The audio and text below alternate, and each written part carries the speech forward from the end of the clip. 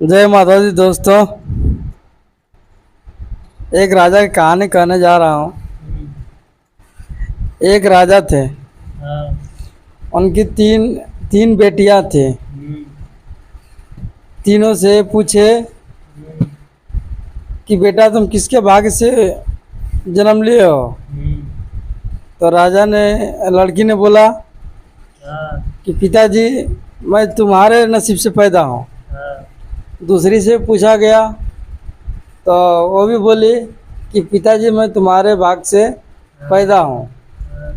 तीसरी वाली से पूछा गया तो उससे पूछे कि बेटा तुम किसके भाग से हो। तो वो बोली मैं अपने भाग से हूँ। तो राजा ने उसको क्या किया, उसको ले जाके जंगल में छोड़ आया। तो वो ऐसे गुजर बसर करती थी। फिर कुछ दिन के बाद राजा गए उसको ढूंढते ढूंढते लेके आए। फिर तो राजा ने अपने दोनों लड़कियों का शादी, पहली लड़की की शादी बहुत बड़े घर में किए और दूसरी का भी बहुत बड़े घर में किए। बहुत बहुत बड़े घर में राजा खानदान में किए अपनी दोनों लड़कियों का शादी। और जो सबसे छोटी लड़की थी उसका शादी बहुत गरीब घर में की कि उसके घर में खाने का ठिकाना नहीं था। ऐसे घर में उसको शादी की, भिखारी के पास। तो दोनों तो बहुत खुश थे।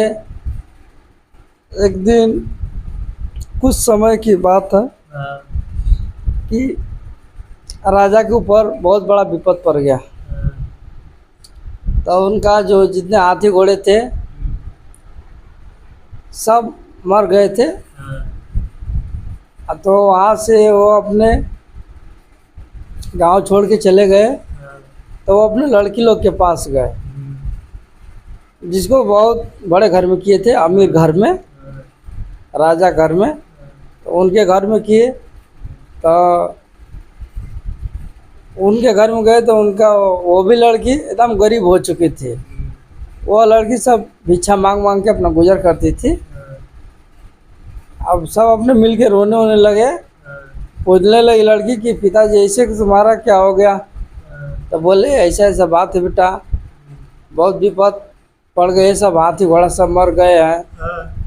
तो फिर बोले कि अच्छा, फिर बोले कि चलो छोटी बहन के पास चलते हैं। तो सब पिताजी वो भी सब गए उसके घर में, छोटी वाली के पास। तो छोटी वाली के घर में गए थे तो वो बहुत अमीर हो चुकी थी, बहुत बड़े घर की हो गई थी। उसके घर में सब हाथी घोड़ा नौकर चाकर सब रहते थे। जब उसके पिताजी गए उसके घर पे तो उनको दरबारियों ने जाने नहीं दिया अपनी लड़की से। तो बताए कि अपनी लड़की के नाम। तो बोले ठीक है। तो जाके उसको बोली कि रानी आपसे कोई मिलने आया है। और बोली कौन है। तो बताया कि यहाँ का राजा है। तो बोले ठीक है उनको बुलाओ। तो गए तो उनका बहुत हाल बुरा हो गया था राजा साहब का। वो भीख मांग मांग के अपना गुजारा करते थे। तो लड़की बोली, गए लड़की से मिलने के लिए। तो बोली पिताजी आपको क्या हो गया है। तो राजा साहब ने बताने लगे बेटा जब से तुमको घर से निकाला हूँ तब से मेरा दिन उन्हें सब बिगड़ गया है, सब कुछ उल्टा हो गया है। सब हाथी घोड़ा सब मर गए हैं, कुछ नहीं है घर में, खाने तक अनाज नहीं है। तब बोले कि कोई बात नहीं पिताजी।